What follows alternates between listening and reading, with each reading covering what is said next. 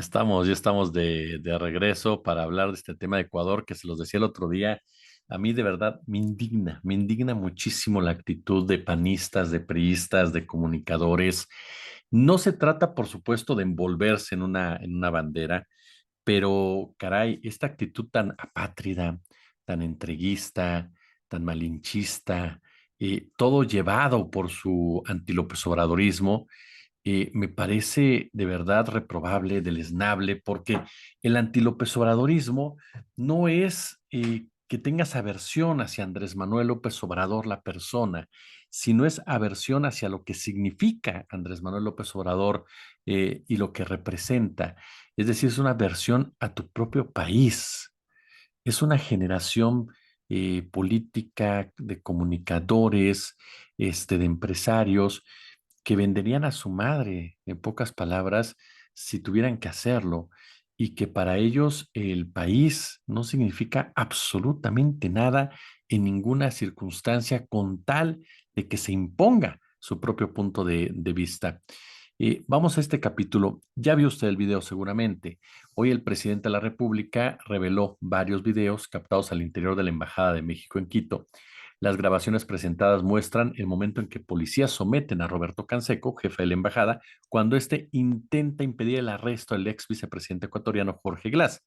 El mandatario dijo que el video de las cámaras de seguridad de la sede diplomática será una prueba para la denuncia que México presentará ante la Corte Internacional de Justicia y sostuvo que México es un país, así lo dijo, es un país independiente, que no es colonia de nadie, es independiente, es libre y soberano y que se le respeta. Frases que de inmediato fueron tomadas por estos corifeos de la oposición, ahora disfrazados de internacionalistas, quienes se mofaron del presidente, quienes hicieron referencia, ¿no? A que era un bravucón, a que era un bully, a que se la pasaba provocando a todo mundo y que ahora recibía su lección y que esa actitud era lo que nos había llevado a esta diferencia de opinión con el gobierno ecuatoriano, que cómo se extrañaba la política exterior de Peña Nieto, de Calderón, de Fox. Bueno, pues claro, ellos agachaban la cabeza con quien fuera, ¿no? No exigían absolutamente ningún tipo de respeto hacia nuestro país. Era el clásico diálogo ratonero, ¿no? Ratonero, disfrazado de prudencia. Por eso es que les parece tan fuera de lugar que alguien exija respeto hacia nuestro país. Por eso es que se burlaron cuando el presidente le exigió a España que se disculpara por las atrocidades que hizo durante la invasión hacia lo que en ese momento era Tenochtitlán y diferentes regiones que más tarde se conformaría como México. Había gente que decía, ¿por qué se disculpa si en esa época no existía México? Bueno, ese es uno de los más grandes absurdos que escuché, pero es parte precisamente de ese racismo y ese clasismo, dos palabras que se escucharon durante todo este sexenio en varias ocasiones y que se deben de seguir escuchando, porque somos un país racista y somos un país clasista en muchos sectores. Y en esos sectores es donde más se les tiene que señalar en definitiva.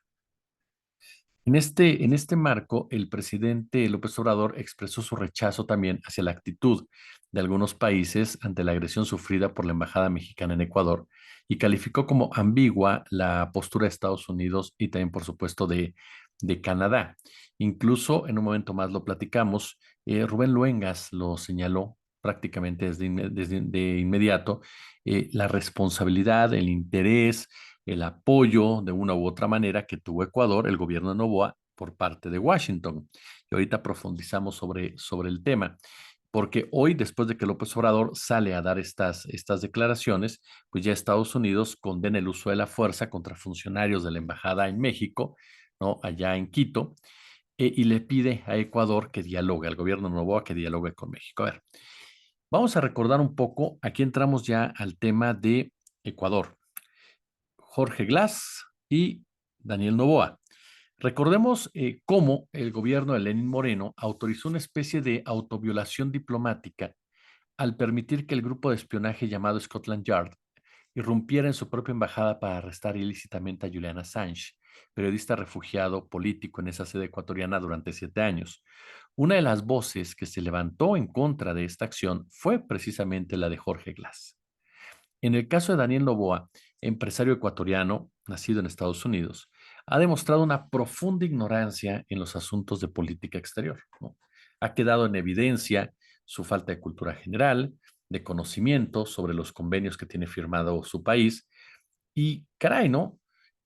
Podríamos, dicen los expertos, podríamos suponer, dice el maestro Jefferson, que la violación a la embajada mexicana se trata de una especie de ignorancia supina, combinada con una postura arrogante, pendenciera, y si no es así, ¿por qué el trato violento al cuerpo diplomático mexicano? Es lo que pregunta el experto. Ojo con esto, la política exterior de Estado de Ecuador está perfectamente diseñada para ser el enclave intervencionista por parte de los Estados Unidos. El repudio literal a Colombia, a Brasil, en su momento también, por supuesto, a Bolivia, es decir, a gobiernos progresistas del área, por parte de la oligarquía estadounidense y la oligarquía ecuatoriana, mantiene vigente esta posibilidad de intervenir militarmente en todo aquel país que se atreva a defender su independencia y su soberanía, y que obviamente afecte la economía y la política de los gobiernos republicanos o demócratas. El gobierno de Ecuador, no, ante este panorama, con este carácter neofascista que tiene, justificó las medidas tomadas para secuestrar a Jorge Glass y en este caso, Glass ya era refugiado político en la Embajada de México. El asalto a la sede, el maltrato al personal diplomático, que no podemos dejar de reiterar, no procede como un acto legal inscrito, ya sea en el Convenio de Viena o en cualquier otro referente al derecho internacional. Es decir, no tiene para dónde hacerse este personaje.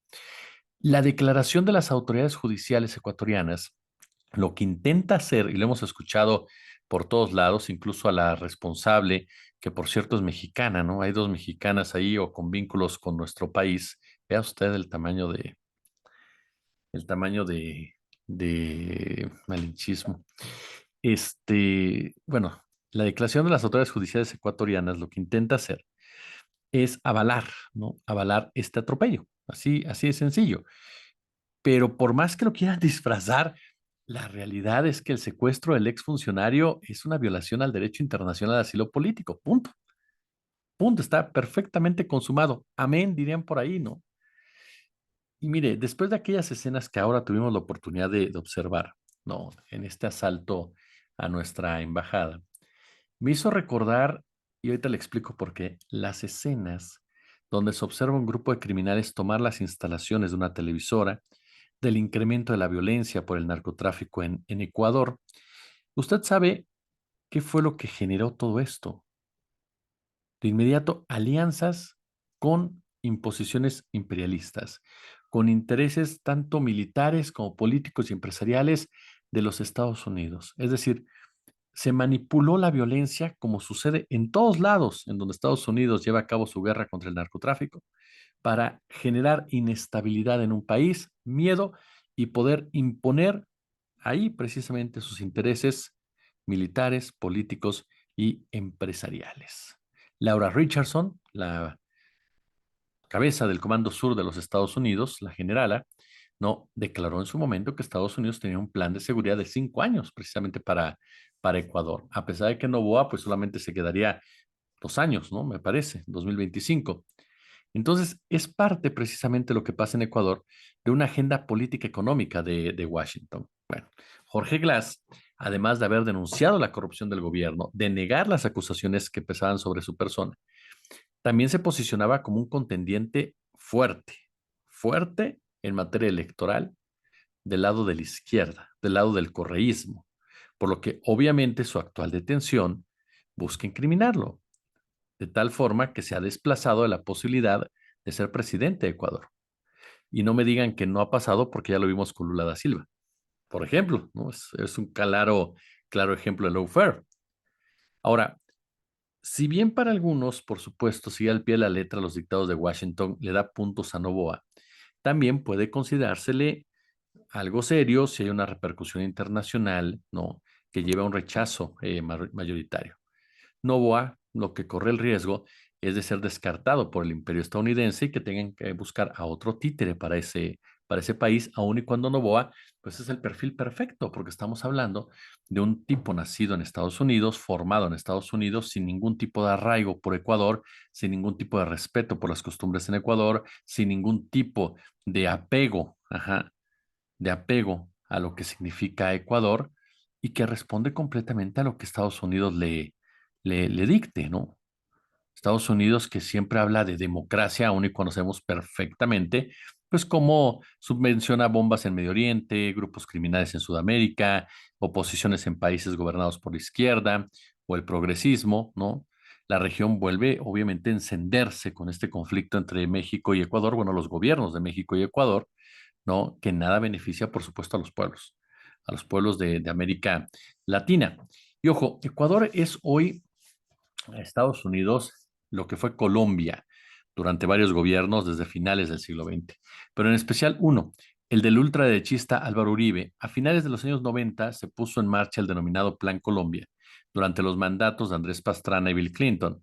El país que hoy preside, Gustavo Petro, se transformó de esta manera, ¿no? En el que más dinero recibió para equiparar a sus Fuerzas Armadas solo detrás de Israel, con el declamado propósito de combatir al narcotráfico, y lo que hubo fue, como pasó en México, una verdadera carnicería en contra del pueblo. Bueno, ahora Ecuador es Colombia. Así de sencillo, con todo lo que esto representa. Y en el caso de México, de verdad, Mariana Gómez del Campo, Lili Telles, este es un punto que no podemos dejar de lado, porque el próximo 2 de junio vamos a votar por dos visiones de país.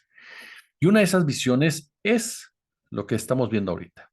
Entreguista, es malinchista, no le interesa, por supuesto, lo que significa México como tal, sino que le interesa México S.A. Lili Telles sale a ofrecer disculpas al gobierno de Noboa y a los ecuatorianos por el bullying de López Obrador.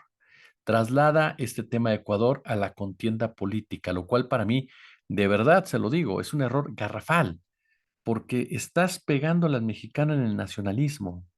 Y sinceramente, sí hay sectores que no le dan tanta importancia, hay sectores que económicamente pues no consideran que el nacionalismo sea importante, sea trascendental, pero hay otro grupo de mexicanos bastante mayoritario que cuidado cuando empiezas a tocar cuestiones de soberanía, de patria y demás, porque va a reaccionar y va a reaccionar votando en contra de ese otro intento de gobierno, de esa otra visión que opera en contra de los intereses nacionales.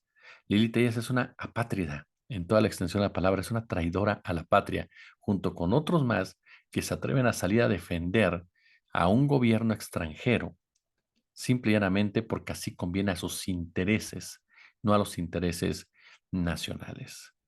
¿Ustedes qué opinan? Déjenme su comentario, déjenme su punto de vista, por supuesto. Denle a la campanita, ya lo saben.